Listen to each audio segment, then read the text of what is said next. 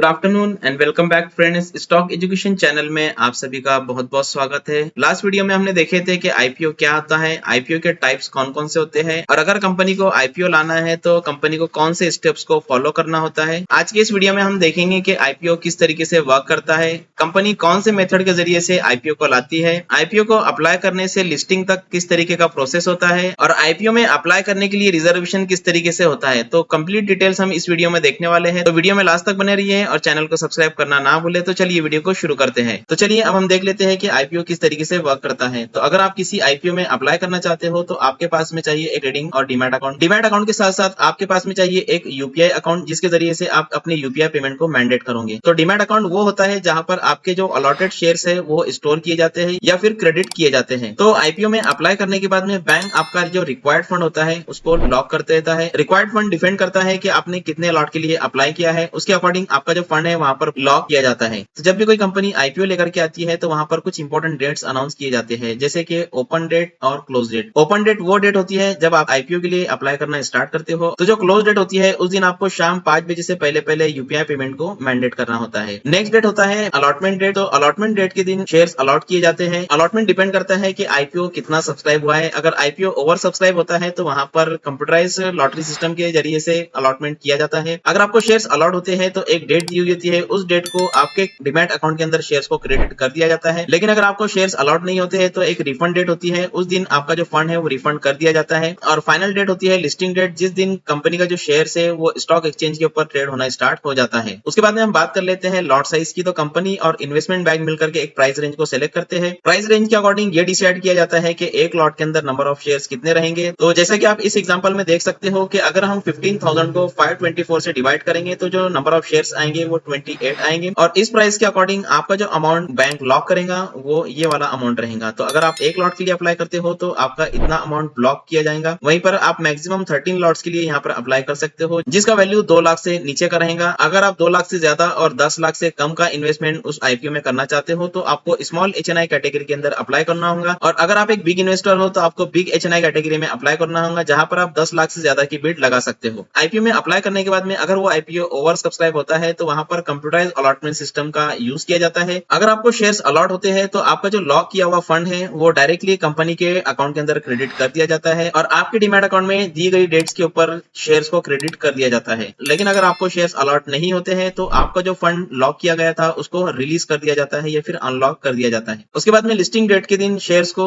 Stock exchanges के ऊपर list कर दिया जाता है जहां पर कंपनी के जो शेयर्स है वो ट्रेडिंग के लिए अवेलेबल हो जाते हैं for the investors and traders. अब आपको ये समझना होगा कि जब कंपनी के जो शेयर्स है वो स्टॉक एक्सचेंजेस के ऊपर लिस्ट कर दिए जाते हैं तो हम उसको कहते हैं सेकेंडरी मार्केट और जो कंपनी होती है उसको लिस्टेड कंपनी या फिर पब्लिकली लिस्टेड कंपनी कहा जाता है। चलिए अब हम देख लेते हैं कि कंपनी किन मेथड्स के जरिए से अपने आईपीओ को लाती है। तो कंपनी बेसिकली दो मेथड्स को यहाँ पर यूज करती है, एक होता है फिक्स प्राइस मेथड और दूसरा होता है बुक बिल्डिंग मेथड। तो फिक्स प्राइस मेथड के अंदर कंपनी अपने जो शेयर्स है वो फिक्स प्राइस के ऊपर इन्वेस्टर्स को सेल करती है। जैसे एसएमई आईपीओ के अंदर प्राइस फिक्स होता है, कंपनी अपने जो शेयर्स है वो फिक्स प्राइस के ऊपर इन्वेस्टर्स को सेल करती है। अब ऐसा जरूरी नहीं है कि कंपनीज एसएमई आईपीओ को फिक्स प्राइस के ऊपर लाएंगी, कंपनीज बुक बिल्डिंग मेथड को भी यूज कर सकती है एसएमई आईपीओ को लाने के लिए। बुक बिल्डिंग मेथड में कंपनीज अपने आईपीओ को एक प्राइस रेंज के अंदर लेकर के आती है और कट ऑफ टाइम के बाद में ही आपको पता चलता है कि कंपनी का फाइनल प्राइस क्या रहा। तो generally main board IPO book building method के जरिए से लाए जाते हैं। और लास्ट में हम देख लेते हैं कि आईपीओ का जो रिजर्वेशन सिस्टम है वो किस तरीके का होता है। तो रिजर्वेशन सिस्टम कुछ इस तरीके से होता है। फिक्स प्राइस मेथड आईपीओ में जो डिवाइडेशन होता है वो कुछ इस तरीके से होता है। तो यहाँ पर 50% शेयर जो होते हैं वो रिटेल इन्वेस्टर के लिए रिजर्व किए जाते हैं जहां पर इन्वेस्टमेंट अमाउंट 2 लाख से कम का होता है और जो 50% रिजर्वेशन होता है वो बिग इन्वेस्टर्स के लिए होता है जिनका इन्वेस्टमेंट 2 लाख से ज्यादा का होता है। वहीं अगर हम बुक बिल्डिंग मेथड आईपीओ में देखेंगे तो यहाँ पर रिटेल इन्वेस्टर्स के लिए 35% का जो कोटा है वो रिजर्व किया जाता है। यहाँ पर वो इन्वेस्टर्स होते हैं जिनका इन्वेस्टमेंट 2 लाख से कम का होता है। अगला रिजर्वेशन वो होता है जहां पर इन्वेस्टर्स का जो इन्वेस्टमेंट वैल्यू है वो 2 लाख से ज्यादा का होता है। यहाँ पर नॉन इंस्टीट्यूशनल इन्वेस्टर्स और हाई नेटवर्थ इंडिविजुअल या फिर हाई नेटवर्थ इन्वेस्टर्स होते हैं। और 50% जो कोटा होता है वो रिजर्व रखा जाता है क्यूआईबीज के लिए जो कि क्वालिफाइड इंस्टीट्यूशनल इन्वेस्टर्स होते हैं। इनमें बैंक्स, म्यूचुअल फंड और इन्वेस्टमेंट कंपनीज इंक्लूड की जाती है। तो इस तरह से आईपीओ का रिजर्वेशन सिस्टम होता है। उम्मीद करूंगा कि आपको वीडियो पसंद आएगा। वीडियो पसंद आए तो लाइक कीजिए और अपने दोस्तों के साथ में शेयर कीजिए। Thank you so much.